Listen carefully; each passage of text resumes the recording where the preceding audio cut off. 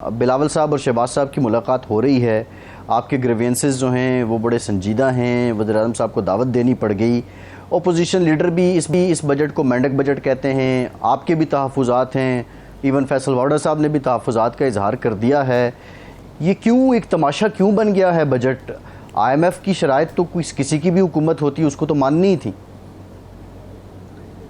देखिए, पाकिस्तान जैसे ममालिक के अंदर बजट कभी भी कोई कंफर्टेबल बजट नहीं होता और कभी किसी बजट पे लोगों ने इत्मीनान का इजहार नहीं किया।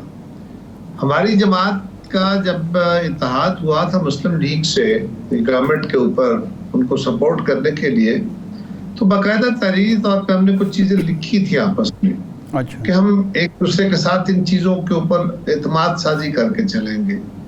बजट से पहले हमारे दोस्तों ने जो पार्लिमानी पार्टी के मेंबरान हैं सीनियर, उन्होंने मुलाकातें करके और ये इजहार किया कि हमारे जो तहफ़्फ़ुज़ात हैं वो दूर किए जाएं और हमें एतमाद में दिया जाए।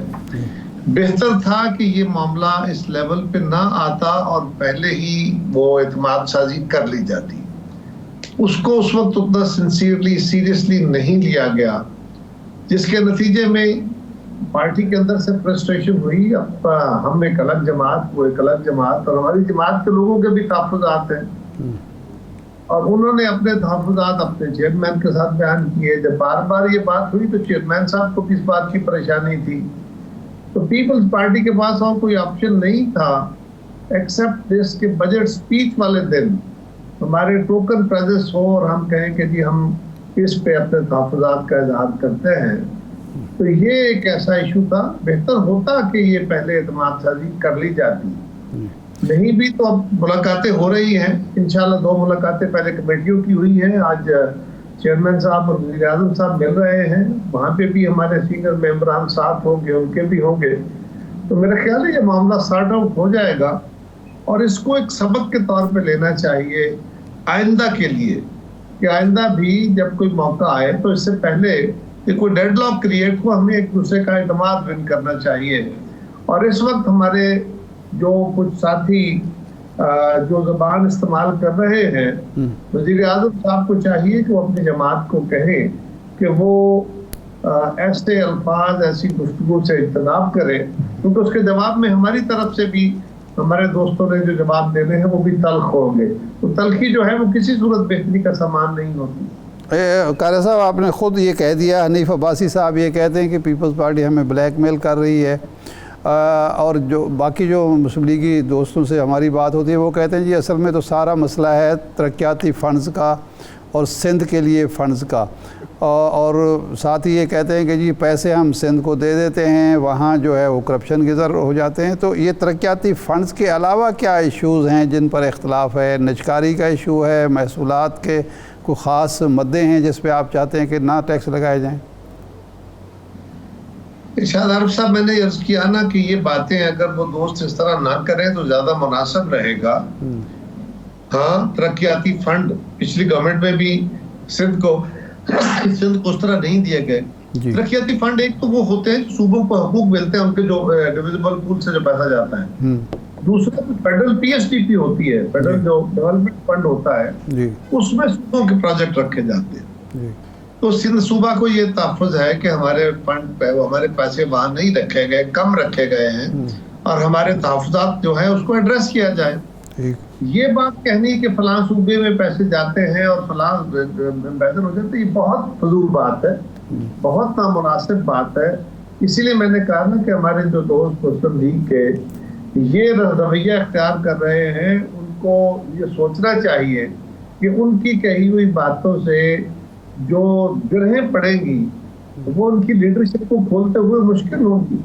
हम नहीं चाहते, जायज़ बातें होनी चाहिए, हमारी तरफ से भी जायज़ बातें होनी भी जायज़ चाहिए, और उनको हुकूमत की तरफ से जो वज़ीर-ए-आज़म और उनकी टीम है वो एड्रेस भी करेंगे। लेकिन कुछ दोस्तों को जरा मीडिया में आके बातें करने का और बढ़ के मारने का शौक होता है। बढ़ के जो भी मारे वो अल्टीमेटली डेडलॉक क्रिएट कराता है, नुकसान कराता है। उसका कोई फायदा तो नहीं होगा अगर हमारे दोस्तों के कुछ, और मैं ये समझता हूँ कि ये पॉलिसी नहीं है। अगर उनके दोस्तों की तरफ से कुछ ऐसी बात है तो वो अपनी जाती नमूदो नुमाइश की बातें कर रहे होंगे, ये कभी हुकूमत की तरफ से पॉलिसी के तौर पे नहीं हो सकता तो पीपल्स पार्टी के लिए ऐसे अल्फाज इस्तेमाल कर, तो उसका जवाब भी मिलता रहेगा अगर ऐसा होगा। अगर मुझे उन दोस्तों का की राय से इत्तेफाक नहीं है, क्योंकि हम इत्तेहाद में बैठे, हुकूमत में बैठे हैं। अगर बदइत्तेमादी हो जाती है तो हुकूमत नहीं चलती। ये तो किसी के फायदे में, किसी तरह भी फायदे में नहीं है। मुल्क का नुकसान हो तो कोई सोच सकता है।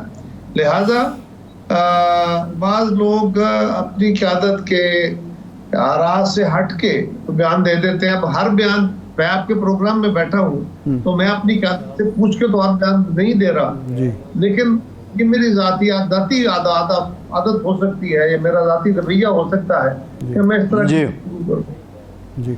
अच्छा क़ारी साहब, अगर आज की मुलाकात में ये जो तरक्याती फ़ंड्स का मामला ये तो सॉल्व हो जाता है, लेकिन जो बाकी टैक्सेस का मामला है और निजकारी पे सबसे ज़्यादा आपको एतराज़ है कि निजकारी नहीं होनी चाहिए, लोग बेरोज़गार नहीं होने चाहिए, कौमी इदारे नहीं बिकना चाहिए, उस पे हुकूमत अपनी मजबूरी बयान करती है कि जी हम तो IMF के दबाव में हैं, हम तो इसमें कोई किसी किस्म की रियायत आपको नहीं दे सकते, हमने तो ये करना ही करना है। क्योंकि मौसूफ जो वज़ीर ख़ज़ाना साहब हैं वो कहते हैं IMF के बग़ैर भी कोई ऑप्शन नहीं है और निजकारी के अलावा भी हमारे पास कोई ऑप्शन नहीं है। तो फिर सिर्फ तरक्याती फ़ंड्स पे ही मामला तय हो जाएगा और आप हुकूमत का साथ देंगे बजट की मंजूरी में?